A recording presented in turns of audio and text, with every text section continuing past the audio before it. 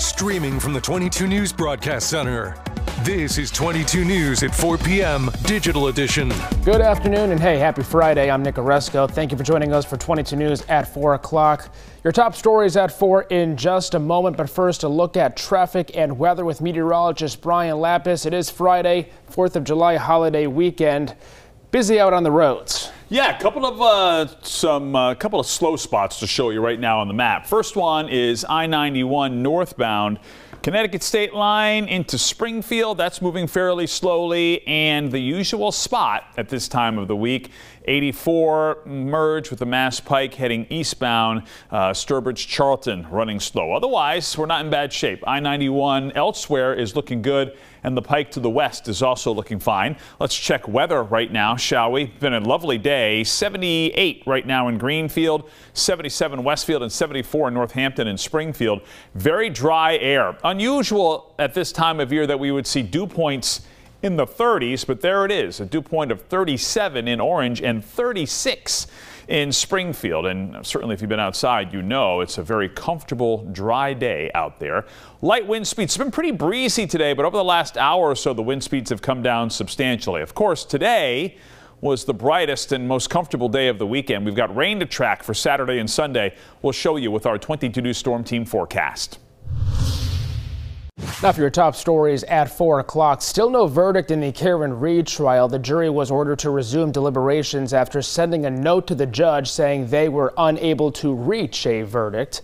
Both sides were called back to the courtroom just before 12:30 this afternoon.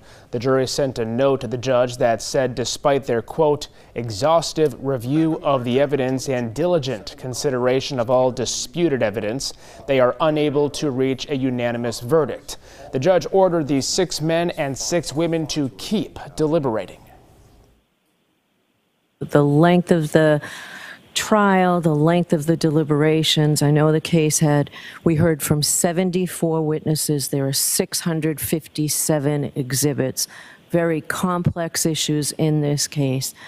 I'm not prepared to find that there have been due and thorough deliberations at this point.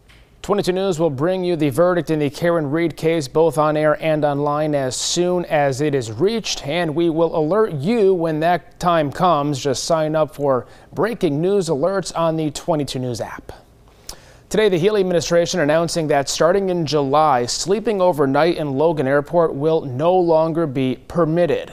This decision comes as a result of the administration's recent efforts to open a new safety net site for migrant families. Families currently sleeping at Logan who are on the shelter wait list will be offered transfers to the state's new safety net system.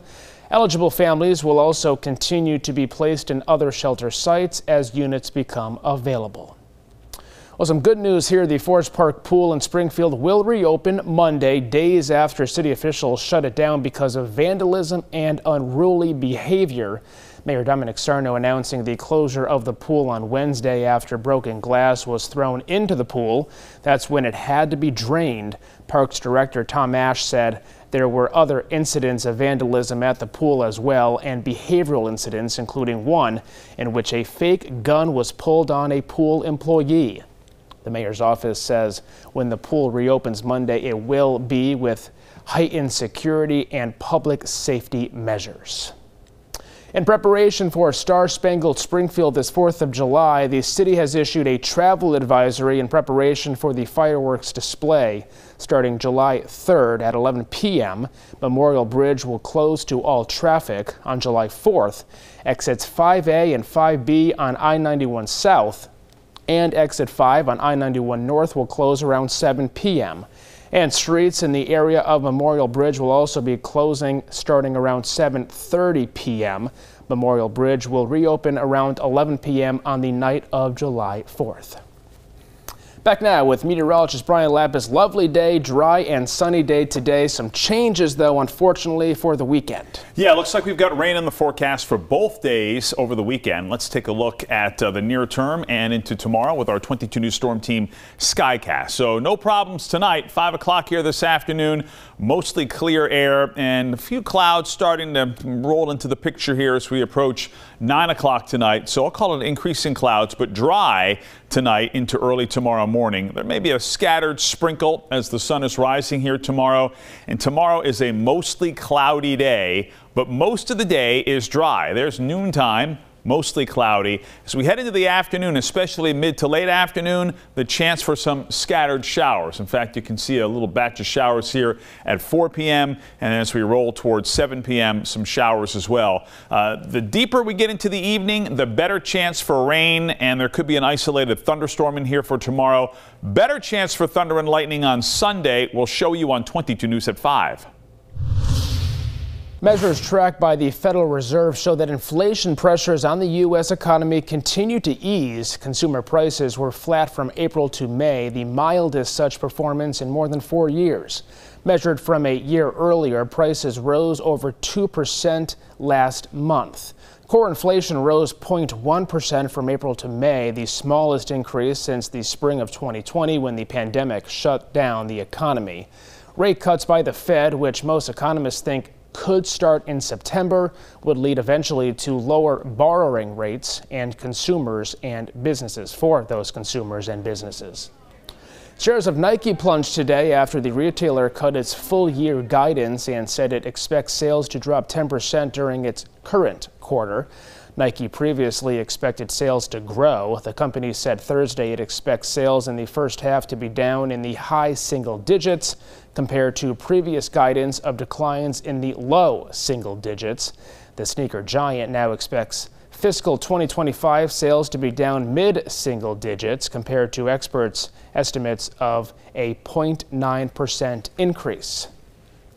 Now for a look at what we are working on for 22 News starting at 5 o'clock. A groundbreaking ceremony held today for a new affordable housing development in Ludlow. We'll have more on what this project includes. Plus, at the State House in Boston, Governor Healy hosting a celebration for Caribbean American heritage, and a new farm-style restaurant opening in the city of Springfield, promising to incorporate locally sourced food into its meals.